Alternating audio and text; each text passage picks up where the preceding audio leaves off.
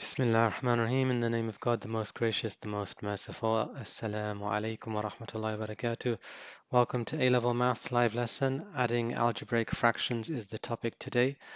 Just to catch your interest, nothing to do with algebraic fractions. Don't worry, you can sit and relax. But just to marvel at the um, amazing architecture and engineering ability that God has given the honeybee. If you're looking at the beehive and you're thinking that there's really not that much there to marvel about, then think again, because if you do the maths behind the beehive, it's actually quite amazing at how close this is to the optimal, how close this is to the best possible solution that you could get to the problem of storing honey for the bee. So just to take a step back, the bee and all the bees in the hive produce a lot of honey, and they have to store that honey.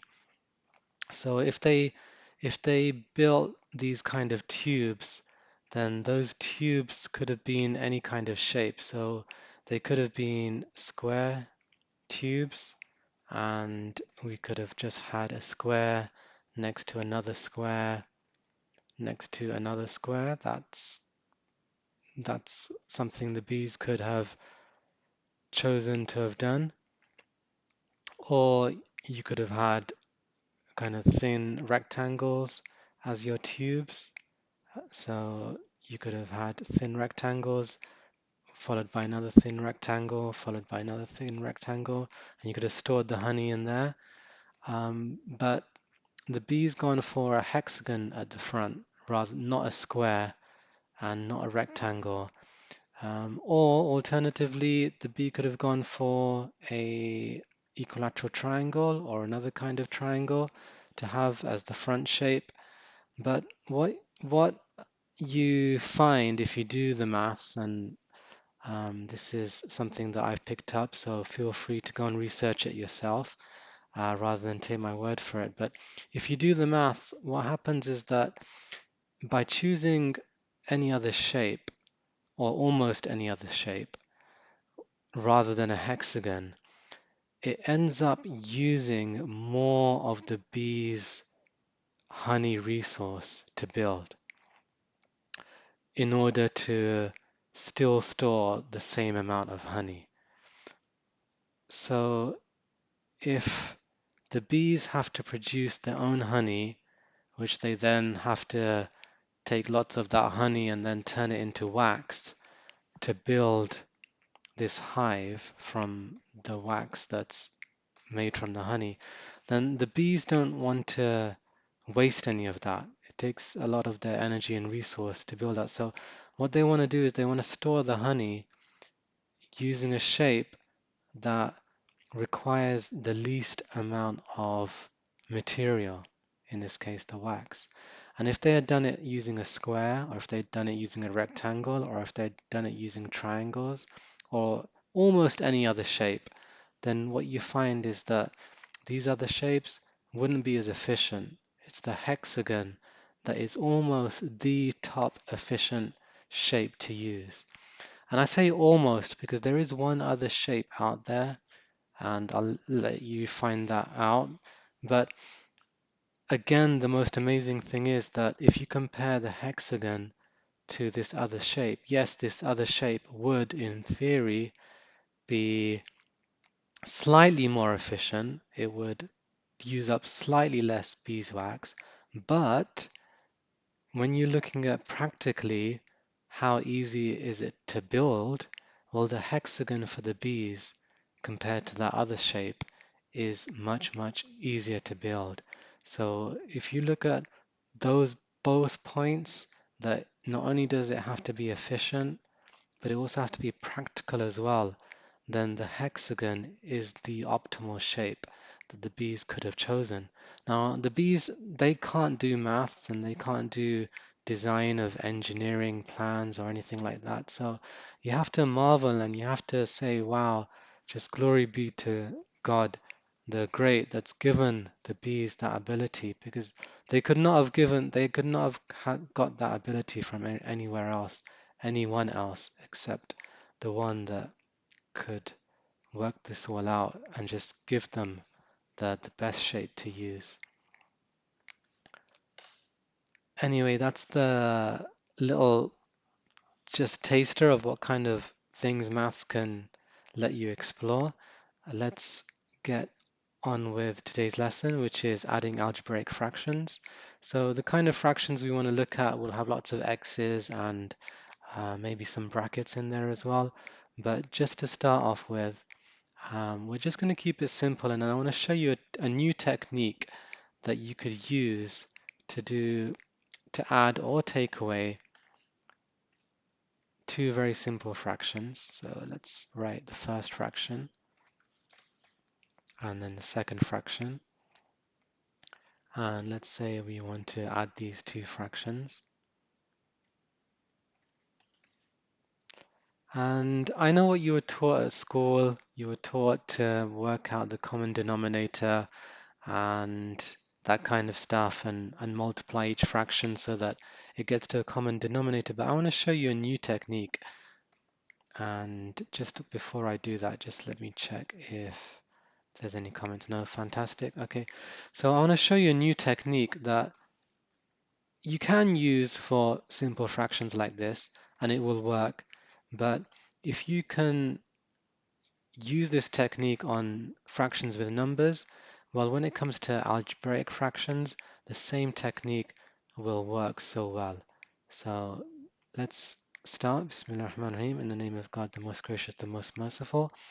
To add these two fractions using the technique which I call the cross and the smile, but some others of my students in the past call it the kiss and the smile.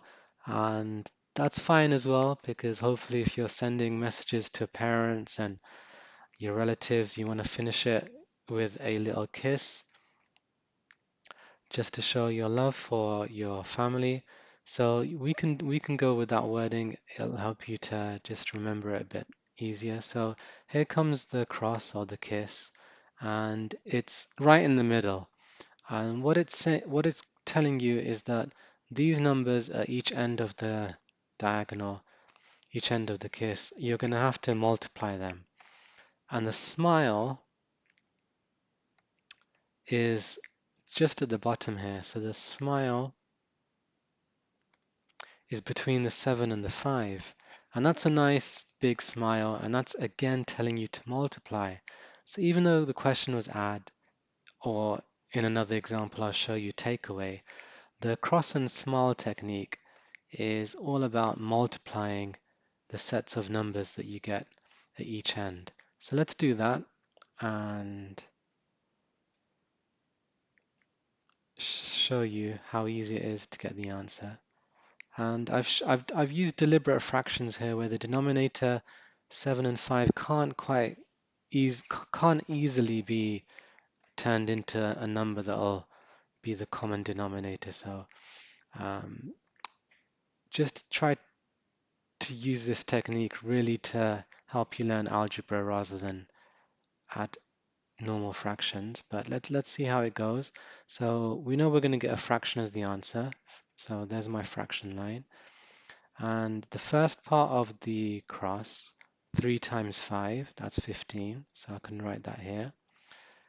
And then the next part is 2 times 7, so that's 14. And in between is a plus, because that's what was in the question. And then the smile down the bottom here, 7 times 5 is 35. So that's your number at the bottom of your answer. And then just tidy that up. 15 add 14 we know is 29. And that's over 35. And that's exactly the same answer you would have got if you'd used the long method that you'd have learned at school, where you turn each one into a new fraction and then you add after you've got the denominators to match. But we skipped all that. We just did a cross and a smile to help us remember what to do. We wrote the space for our new answer, and we did 3 times the 5 makes 15, 7 times the 2 makes the 14, add in between, do the smile, 7 times 5 is 35. So how does that help? Well, it should help a lot because we can use the same kind of cross and smile technique if we've got algebraic fractions where the denominator can't quite be matched. We can't quite find an easy way to get the denominators to match. So let's show you an example. So let's say I had 2 over x plus 1 as my first fraction, and I'm adding 3 over x plus 2 as my second fraction. So these are algebraic fractions. They've got x's thrown in there. In fact, I'll just put a 3x plus 2 there just to show you the power of this method in really dealing with algebraic fractions so easily. We can throw in a plus or a minus in between. I'll just keep it as a plus to keep simple. And just to make it nice and easy, we'll just put brackets around the denominator because we don't want to have to actually do too much multiplication, but in algebra or maths, you just write two things next to each other, and that's enough to show that things are being multiplied. So cross and the smile, here we go. We're going to do the first part of the cross there, second part of the cross there, and then comes the smile. So how's that going to work? Let's see. So we're going to have our fraction line, and starting with the first part of the cross, always do it in order, so left to right. We've got 2 times 3x plus 2. Well, this is an easy one, so you can do the multiplication as you see it, but I'm just going to write it like that just to show you without making too much go on the screen. And then the next one is 3. The next part of the cross says multiply the 3 with the x plus 1. So that should be easy to do as well, except I've run out of space. So let's see if I can just move you up a bit. And just squeeze this across.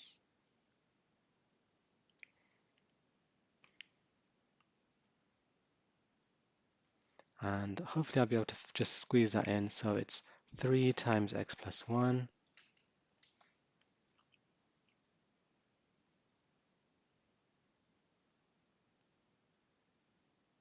Okay, it doesn't want to fit there. So let's just make a bit more space.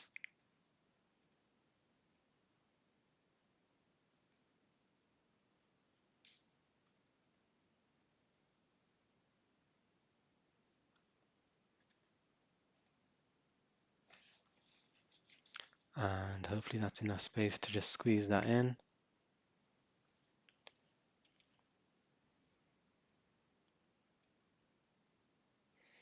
And then at the bottom, the smile, which has been butchered a little bit, but you can still see it. Hopefully you've got the two things being multiplied out, the x plus 1 and the 3x plus 2. So I can just multiply them by writing them next to each other. And that's where you could finish if you wanted to. That's the answer. You've got the denominator is x plus 1, 3x plus 2. That's just the two brackets multiplied together. And the numerator is this long thing. So because we know how to multiply brackets out quite easily, we can do the top and simplify, and that will make it at least look a bit nicer. The bottom you can leave as two separate brackets, otherwise you're going to get x 3x squared plus 2x, and that's just going to make it look not as nice, so we don't have to worry about that. But let's multiply the top. The 2 expanded with the 3x plus 2, that's going to be 6x plus 4. And then the second bracket, it's a plus, so 3 times x plus 3x, 3 times the 1 plus 3, and then just look for anything you can simplify. The 6x plus the 3x, that's going to make 9x.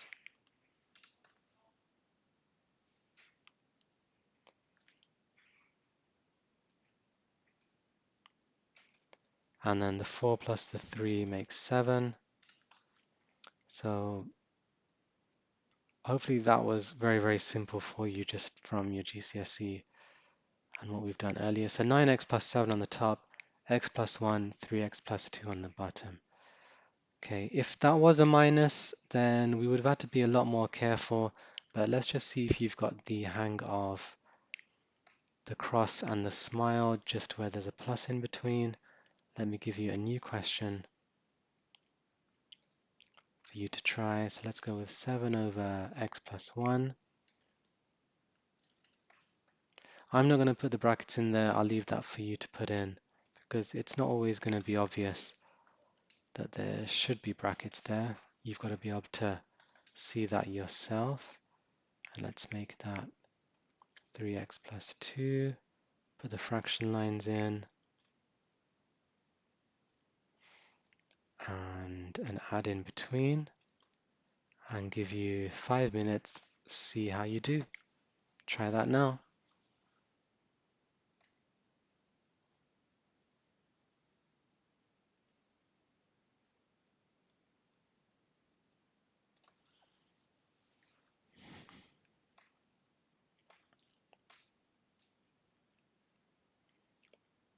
Hopefully you've got that down and you're starting to draw the cross. And you haven't forgotten to put the brackets around the denominator. And you've remembered it's a cross and a smile. And now you've made some space for the answer as a new fraction.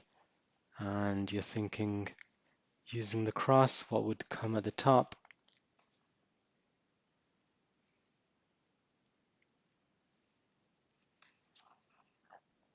And you're thinking that the smile will help you with the denominator.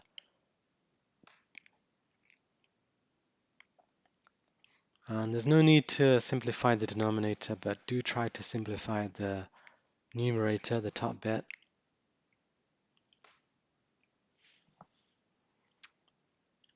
And in 1 or 2 minutes when you're ready, just let me know you've got an answer.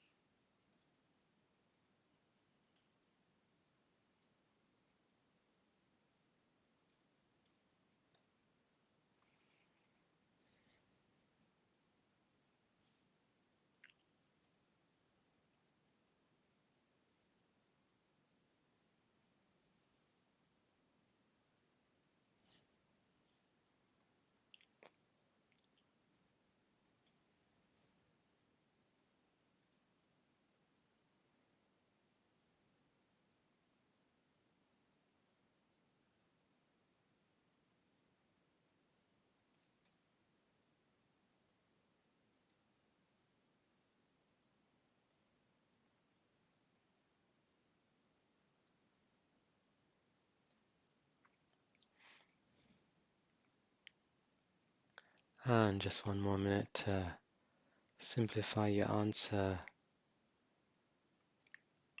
and see if you're right.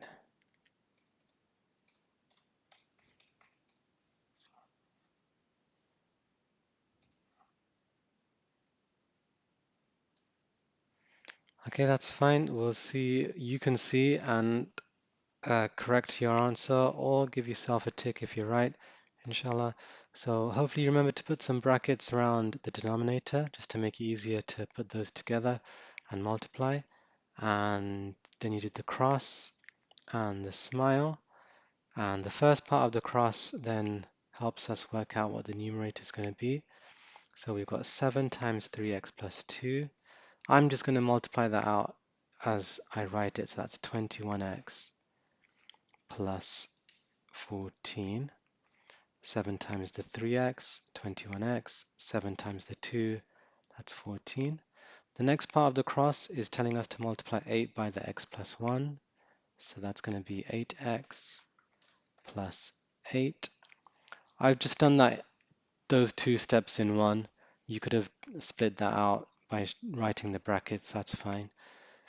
Then the denominator is just a smile, so x plus 1 and 3x plus 2 multiplied together, but you don't have to literally expand that out. You can just have them like that, written like that, that's fine. And then looking at the top, we see the 21x and the 8x can be simplified. That's 29x. We've got the 14 and the 8, and that's 22. So I've got 29x plus 22 over x plus 1, 3x plus 2. And if you got that, well done, fantastic. That's your first step to doing quite hard algebraic fractions that will be coming up. And if you didn't quite get that, then just look over, see what mistake you made. Maybe it was on simplifying. Maybe I've made a mistake, but I don't see it yet. Feel free to let me know in the chat window. Okay, great. So that's that's introduction to algebraic fractions. It's different to the last lesson where we used the standard approach of finding the common denominator, but that approach doesn't quite work out as easy as this method when you see the denominators are quite different. It's better just to use this method and you get the answer quite quickly. So next time, inshallah, we'll go on to taking away the two fractions. See you at 9 p.m. Monday to Thursday. And I'm your teacher, Mr. Ali. Take care. Assalamu alaikum. Peace be with you.